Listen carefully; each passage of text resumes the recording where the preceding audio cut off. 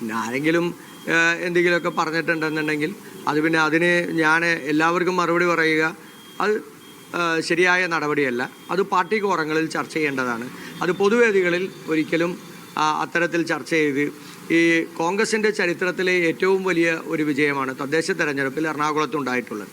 അതിൻ്റെ ശോഭ കെടുത്താനോ അല്ലെങ്കിൽ അതിനുവേണ്ടി കഠിനാധ്വാനം നടത്തി രാപകലില്ലാതെ കഴിഞ്ഞ 1.5 വർഷക്കാലമായി മുന്നൊരുക്ക പ്രവർത്തനങ്ങൾ നടത്തി വലിയ വിജയങ്ങൾ നേടിയ ഞങ്ങളുടെ പാർട്ടി പ്രവർത്തകരെ അതിനുവേണ്ടി കഠിനാധ്വാനം നടത്തിയ സാധാരണക്കാരായിട്ടുള്ള ഞങ്ങളുടെ പ്രവർത്തകരെ വേദനിപ്പിക്കാനൊന്നും ഞങ്ങളാരും തയ്യാറല്ല. അതൊക്കെ എന്തെങ്കിലും അഭിപ്രായ വ്യത്യാസങ്ങളോ അല്ലെങ്കിൽ അഭിപ്രായങ്ങളൊക്കെ ഉണ്ടെങ്കിൽ അത് പാർട്ടിയുടെ യോഗങ്ങളിൽ ചർച്ച ചെയ്യുക എന്നുള്ളതാണ് ഏറ്റവും പരമപ്രധാനമായിട്ടുള്ള ഒന്ന്. അതെല്ലാവരും പാലിക്കപ്പെടണമെന്നുള്ളതാണ് DCC പ്രസിഡന്റ് എന്നുള്ള രീതിയിൽ ഞാൻ ആവശ്യപ്പെടുന്നതും ഞാൻ ആവശ്യപ്പെട്ടിട്ടുള്ളതും എല്ലാം അങ്ങനെ തന്നെയാണ്. പിന്നെ ഒരു തരത്തിൽ മറ്റൊരു പ്രചരണം നടക്കുന്നത് സഭാ നേതൃത്വം കോൺഗ്രസ്സിന് സ്ഥാനമാനങ്ങൾ വീതം വയ്ക്കുന്നതിൽ അവർ ആവശ്യപ്പെടും. ഒരു സഭയും ഒരു സഭാ നേതൃത്വവും എന്നോടോ അല്ലെങ്കിൽ നേതൃത്വത്തോടോ ഒരാളോടും ഇതുവരെ ആവശ്യപ്പെട്ടിട്ടില്ല. അങ്ങനെ ഒരു വ്യാപകമായ ഒരു വ്യാജ പ്രചരണം നടത്തുന്നുണ്ട്. ദയവ് ചെയ്ത് അതൊന്ന് അവസാനിപ്പിക്കണം.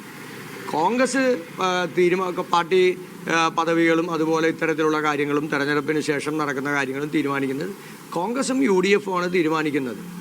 ആ തീരുമാനം എടുക്കുന്നത് പാർട്ടിയാണ്, അതല്ലാതെ മറ്റാരുമല്ല. വെറുതെ ആവശ്യമില്ലാതെ അവരെ ഒന്നും ഇതിനകത്തേക്ക് വലിച്ചഴക്കേണ്ട ഒരു കാര്യമില്ല. അങ്ങനെ ഒരു പ്രചരണം കൂടി മാധ്യമങ്ങൾ പിന്നെ സോഷ്യൽ മീഡിയയിൽ നടക്കുന്ന പ്രചരണങ്ങളോ അല്ലെങ്കിൽ അത്തരത്തിലുള്ള കാര്യങ്ങളോ അല്ലല്ലോ പാർട്ടി തീരുമാനങ്ങളെടുക്കാൻ പ്രേരകമാകുന്ന ഘടകമെന്ന് പറയുന്നത്. സോഷ്യൽ മീഡിയ ആണോ? അല്ലല്ലോ. സോഷ്യൽ മീഡിയയിലുള്ള തീരുമാനങ്ങളുമല്ല. അത് പാർട്ടി എടുക്കുന്ന തീരുമാനം പാർട്ടി നേതാക്കന്മാർ കൂട്ടായി എടുക്കുന്ന തീരുമാനമാണ്. ആ തീരുമാനത്തിൻ്റെ അടിസ്ഥാനത്തിലാണ് എല്ലാം നടക്കുന്നത്. സോഷ്യൽ മീഡിയയിലെ പ്രചരണത്തിൻ്റെ അടിസ്ഥാനത്തിൽ പാർട്ടി തീരുമാനം എടുക്കണമെന്നൊക്കെ ആരെങ്കിലും തീരുമാനിച്ചാൽ നമുക്ക് എങ്ങനെയാണ് അങ്ങനെ തീരുമാനം എടുക്കാൻ കഴിയുക?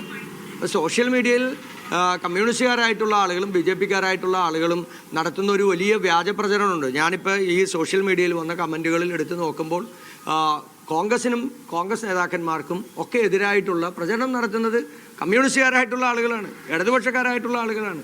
പെയ്ഡ് ന്യൂസാണ് ഇതെല്ലാം നടത്തുന്നത്.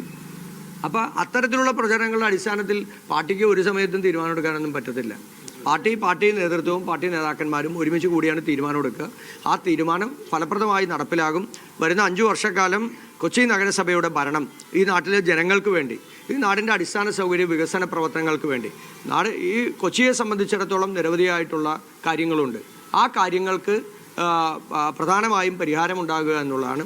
അതിനകത്ത് കോൺസെൻട്രേറ്റ് ചെയ്ത് വർക്ക് ചെയ്യുക എന്നുള്ളതാണ്.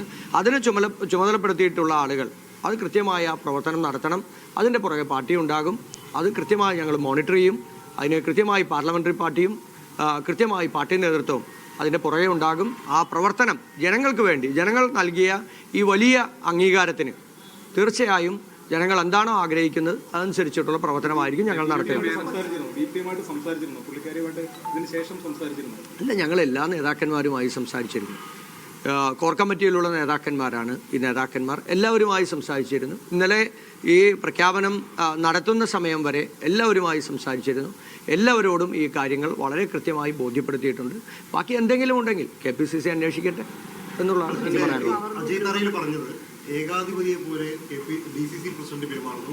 അതൊരു അജണ്ടയുടെ ഭാഗമായിട്ടാണ്, ദീപ്തിയെ പുറത്താക്കാനുള്ള അജണ്ടയുടെ ഭാഗമായിട്ടാണ് അത്തരത്തിലുള്ള പരിപാടികൾ നടന്നതെന്നാണ്. ഒരു പവർ ഗ്രൂപ്പിന്റെ പ്രവർത്തനം കൊച്ചിയിലുണ്ട് കോൺഗ്രസിൽ എന്നാണ് പറയുന്നത്. ഇല്ല, ഈ KPCCയുടെ മാർഗനിർദ്ദേശങ്ങളുടെ അടിസ്ഥാനത്തിലാണ് ജില്ലയിലെ കോർ കമ്മിറ്റിയും അതുപോലെ തന്നെ കോർപ്പറേഷനുള്ള കോർ കമ്മിറ്റിയും ഒക്കെ തീരുമാനിക്കപ്പെട്ടിട്ടുള്ളത്. ആ കോർ കമ്മിറ്റിയുടെ അടിസ്ഥാനത്തിലാണ് പ്രചാരണ പ്രവർത്തനങ്ങളും അതുപോലെ തന്നെ സ്ഥാനാർത്ഥി നിർണയവും അതിനുശേഷമുള്ള പ്രവർത്തനങ്ങളെല്ലാം നടത്തിയിട്ടുള്ളത്.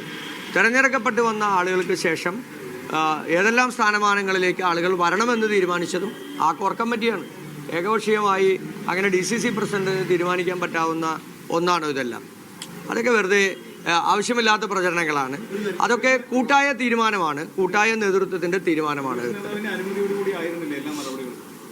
ഇല്ല, എല്ലാ നേതാക്കന്മാരും KPCC പ്രസിഡന്റും പ്രതിപക്ഷ നേതാവും എല്ലാ നേതാക്കന്മാരുമായി എല്ലാവരുമായി കൂടിയാലോചിച്ചിട്ടാണ് നടപടി സ്വീകരിക്കുന്നത്. ഞാൻ ആദ്യം തുടക്കം പറഞ്ഞില്ലേ, ഇത് എല്ലാവരോടും പറയുന്നത് DCC പ്രസിഡന്റാണ്.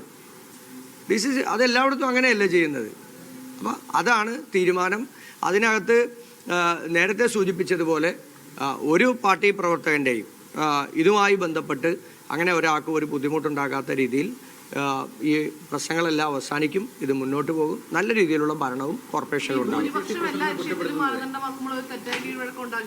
അല്ല, ഇതിനു മുമ്പും അങ്ങനെയാണല്ലോ. ആ മാനദണ്ഡമല്ലേ കേരളം മുഴുവൻ അനുവർത്തിക്കപ്പെടുന്നത്. ഇവിടെ മാത്രമല്ലല്ലോ, ഇതിനു മുമ്പും ഈ തവണ മാത്രമല്ലല്ലോ, ഇതിനു മുമ്പുണ്ടായ തെരഞ്ഞെടുപ്പിലും ഇതേ മാനദണ്ഡമാണ്. നിങ്ങൾ അതൊന്നും എടുത്ത് പരിശോധിച്ചാൽ മതി. അല്ല, അത് KPCC തീരുമാനിക്കട്ടെ. അത് ഇപ്പോൾ മാർഗനിർദ്ദേശങ്ങളാണല്ലോ, പാർട്ടിയുടെ മാർഗനിർദ്ദേശങ്ങളാണ് തീരുമാനിക്കപ്പെടുക. അത് എല്ലാ രീതിയിലും പാർട്ടി എക്കാലത്തും ഏത് രീതിയിലാണ് ആ മാർഗനിർദ്ദേശങ്ങൾ താഴേക്ക് നൽകുന്നത്, ആ മാർഗനിർദ്ദേശങ്ങൾക്ക് അനുസൃതമായി ചെയ്യുക എന്നുള്ളതാണ് കീഴ്ഘടകങ്ങൾ അനുവർത്തിക്കപ്പെടേണ്ടത്. ആ ഒരു മാതൃകയാണ് അനുവർത്തിക്കപ്പെടേണ്ടത്. ആ മാതൃകയാണ് അനുവർത്തിക്കപ്പെട്ടിട്ടുള്ളത്. ഇതിനു മുമ്പും ഇതേ മാതൃക തന്നെയാണ് കൊച്ചിൻ കോർപ്പറേഷനിലെ മേയറെയും ഡെപ്യൂട്ടി മേയറെയും എല്ലാം തിരഞ്ഞെടുക്കുന്ന സമയത്തും ജില്ലാ പഞ്ചായത്തിലും എല്ലാ സമയത്തും ഒക്കെ ഉണ്ടായിട്ടുള്ളത്. അത് തന്നെയാണ് ഇപ്പോഴും നടന്നിട്ടുള്ളത്. അതിനകത്തൊരു വ്യത്യാസമുള്ളത്.